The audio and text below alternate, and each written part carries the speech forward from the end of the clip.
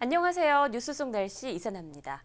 지난달 꽃다운 젊은이들의 목숨을 앗아간 비극적인 사고가 있었죠. 네, 바로 경주에서 일어난 마우나 리조트 붕괴 사고였습니다. 목숨을 잃은 젊은 생명들의 가족뿐 아니라 함께 현장에 있었던 친구들과 선배들에게는 더없이 큰 상처를 남겼습니다. 이렇게 큰 사건이나 재난 등으로 인한 인명피해가 발생했을 때 피해자들의 심리적 고통에 대해서는 많이 소홀했던 것이 사실인데요. 이렇게 별다른 치료 없이 방치됐을 경우에는 외상 후 스트레스 증후군을 겪게 될 확률이 매우 높아진다고 합니다.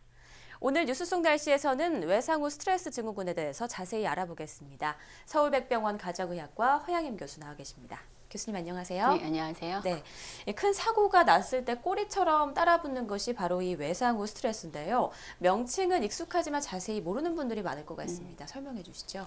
네, 외상 후 스트레스 장애는 사람들이 뭐 전쟁이나 뭐 자연재해, 사고 등의 이런 심각한 사건을 경험한 후에 그 사건에 대한 공포감을 느끼고 또 사건이 후에도 계속적인 재경험, 즉 그때 경험했던 상황과 비슷한 상황만 와도 그때 느낌을 느끼는 그런 상황이 반복이 되면서 고통을 느끼고 또 거기서 벗어나기 위해서 에너지를 소비하게 되는 질환입니다.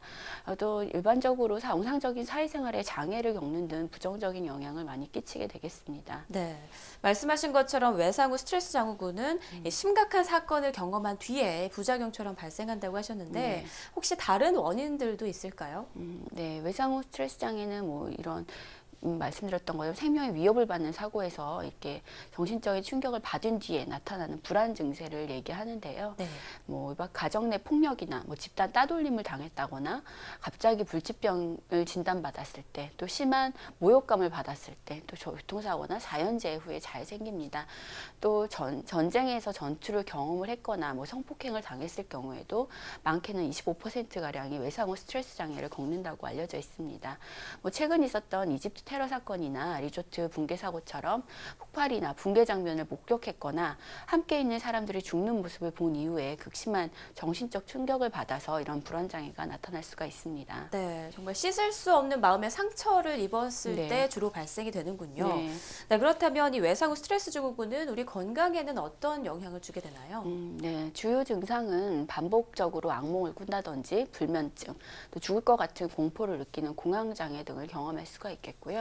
또 환청 등의 지각 이상이 생길 수도 있습니다. 또 만성적일 경우에는 공격적인 성향이나 충동적인 행동, 또 우울증, 알코올 의존을 보이거나 뭐 두통이나 소화불량, 수전증 등의 증상을 보이기도 하고요. 집중력이나 기억력이 저하되는 등의 인지 기능에 문제가 나타날 수도 있습니다. 네, 이 증상이 다양하게 나타날 수 있는 만큼 네. 개인마다 그 증상이 좀 차이가 있을 것 같은데요. 좀 자주 나타나는 특정 연령대나 직업군이 있을까요? 일반적으로 나이가 매우 어리거나 또 반대로 고령에서 발생하는 경우에는 중장년층에 비해서 더 어려움을 겪는 경우가 많습니다.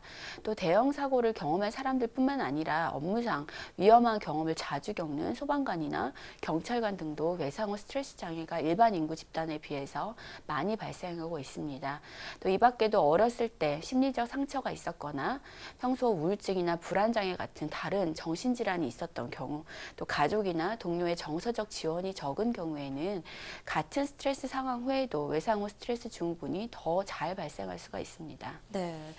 주로 큰 사건, 사고를 당한 뒤에 생기는 현상이다 보니까 네. 아무래도 예방은 좀 힘들 것 같다는 생각이 드는데요. 그렇다면 증상을 완화하거나 치료를 할 수 있는 방법은 있을까요? 네. 먼저 사고 피해자의 상태를 살펴서 증상의 심각성을 파악하는 것이 중요할 것 같습니다. 사고를 경험한 당사자뿐만 아니라 주위 가족들도 사고에 대한 분노나 뭐 죄책감, 후회 같은 여러 복잡한 감정이 있어서 사실 주변에서 케어하기가 좀 어려운 부분도 있지만, 일단 이런 증상이 확인이 되면 당사자가 편안하고 안정된 분위기를 느낄 수 있는 환경을 만드는 것이 중요하겠습니다. 또 잠을 편히 잘 수 있도록 해주고 당사자의 얘기를 공감하면서 들어주는 것이 중요합니다. 치료는 불안이나 우울 증세를 감소시키고 잠을 잘 자도록 돕는 약물 치료와 또 이런 공포 상황이나 대상으로부터 두려움을 이겨내도록 하는 인지행위 행동 치료를 같이 하고 있습니다. 또 약물 치료를 통해서 반복적으로 지속되는 사고에 대한 생각을 줄이고 또 숙면을 취하면 차차 불안감은 줄어들게 되겠습니다.